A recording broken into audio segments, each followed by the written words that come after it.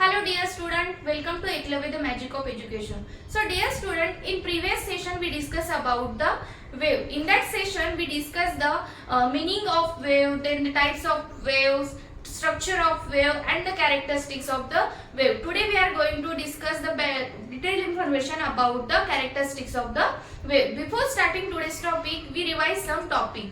So in previous session we discussed the what is exactly mean by wave. So wave means simply the traveling disturbance which transport the energy from one point to another point. And the types of wave, there are main two types of wave, mechanical wave and electromagnetic wave. In mechanical wave is classified into two types, longitudinal wave and then transverse wave. In longitudinal wave, particles vibrate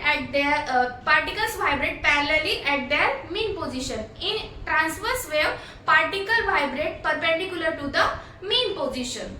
And the characteristics of the wave are frequency, amplitude, wavelength and time period. So let's start today's topic. So we have to discuss the characteristics of the wave. So first characteristics is the wavelength. Wavelength means what? The distance between two consecutive compression or rarefaction or consecutive crust or trough is called wavelength. If we consider longitudinal wave, then we have to consider compression and rarefaction, two consecutive compressions or two consecutive rarefactions. So distance between two consecutive compressions means, look at here, distance between two consecutive compressions is called wavelength, or distance between two consecutive rarefaction is called wavelength. Wavelength is denoted by Greek letter lambda. So जर longitudinal wave आपण consider केली, त्यामध्ये दोन compression जवळच्या compression मधलं, दोन जवळच्या compression मधलं जे डिस्टन्स असेल किंवा दोन रेअरफ्रॅक्शन मधलं जे डिस्टन्स असेल त्याला काय म्हटलं जातं? वेवलेंथ म्हटलं जातं. If we consider transverse wave, then the distance between crest म्हणजे जिथे हाईट आहे, जिथे मॅक्झिमम डिस्टन्स दिसते, आपला मॅक्झिमम हाईट दिसतेय, so this is lambda, distance between two consecutive crust or distance between two consecutive trough, this is also lambda. So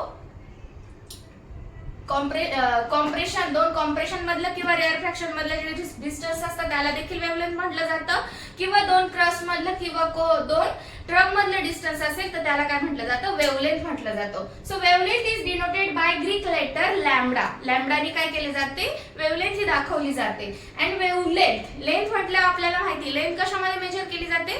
length ही metre मध्ये measure केली जाते. So wavelength is also measure in metre.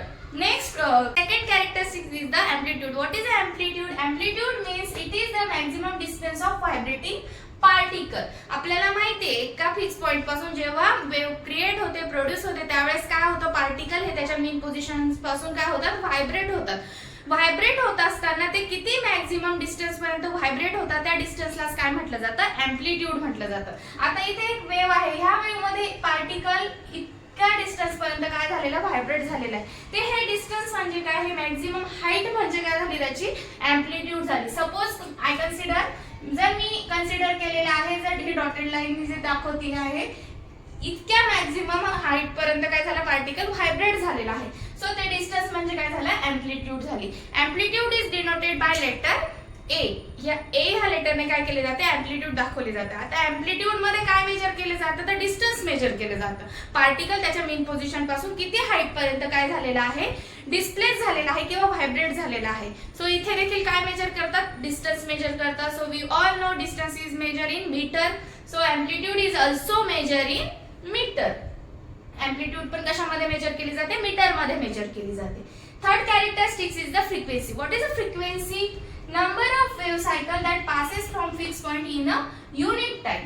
एका specific time मध्ये, unit time मध्ये किती number of cycle pass झालेले आहे फिक्स पॉइंट पासून, त्या नंबरला काय म्हटलं जातं?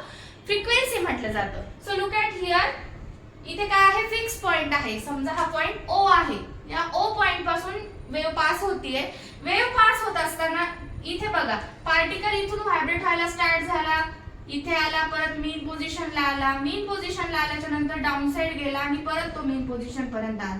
इथे त्यांनी काय केलं, एक सायकल कंप्लीट केली. आता मी फक्त इतकं डिस्टन्स कन्सिडर करते. समजा हे इतकंच डिस्टन्स कन्सिडर करूया आपण. अप साइडचं डिस्टन्स आणि डाऊन साइडचं डिस्टन्स मिळून काय तयार होते, एक सर्कल तयार होतो. म्हणजेच एक रोटेशन कंप्लीट होते, एक सायकल कंप्लीट होते. So this is the first cycle, second cycle, third cycle. म्हणजे या जी वेव्ह आहे या वेव्ह मध्ये आपल्याला 3 सायकल बघायला मिळतात. म्हणजे या वेव्हची जी फ्रिक्वेन्सी आहे ती किती आहे, 3 आहे. आता 3 फ्रिक्वेन्सी आहे. फ्रिक्वेन्सी आपण कशाने दाखवतो, so frequency is denoted by letter nu. Nu ह्या लेटरने काय केलं जातं, फ्रिक्वेन्सी दाखवली जाते. आपण कधी काही स्टुडंट एन देखील राईट करतात फ्रिक्वेन्सीसाठी. सो एन जरी राईट केला तरी चालेल. So frequency is measure in hertz. Frequency ही हर्ट्ज मध्ये मेजर केली जाते. म्हणजेच आता जर इथे किती आहे, 3 सायकल आहे. म्हणजे जर आपल्याला याची फ्रिक्वेन्सी राईट करायची असेल तर याची फ्रिक्वेन्सी किती असणार आहे, 3 हर्ट्ज असणार आहे. 4 number characteristics is the time period. So what is a time period? Time period means time taken to complete one cycle is called time period.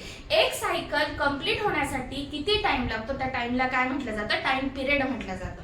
So इथे बघा बरं, एक किती सायकल दिसतात आपल्याला. फर्स्ट याच्यामध्ये 1 2 3 या वेव्ह मध्ये आपल्याला 3 सायकल बघायला मिळतात.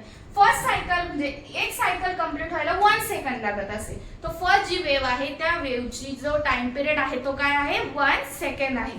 सेकंड वेव्ह आहे याला जर सपोज 3 सेकंड लागत असेल एक सायकल कंप्लीट व्हायला, किंवा 4 सेकंड लागत असतील एक सायकल कंप्लीट होण्यासाठी, सो त्याचा टाइम पिरियड काय असणार आहे, 4 सेकंड किंवा 2 सेकंड असणार आहे. These are the characteristics of the wave. In today's session we discuss the characteristics of the wave. In this session we discuss the wavelength, then the amplitude, frequency and time period. तर आजच्या lecture मध्ये आपण हे सगळे point discuss केलेले आहे. तुम्हाला जर हा व्हिडिओ आवडला असेल तर लाईक करा, मित्रांपर्यंत पाठवण्यासाठी शेअर करा, नवनवीन व्हिडिओसाठी चॅनलला सबस्क्राईब करा. थँक्यू.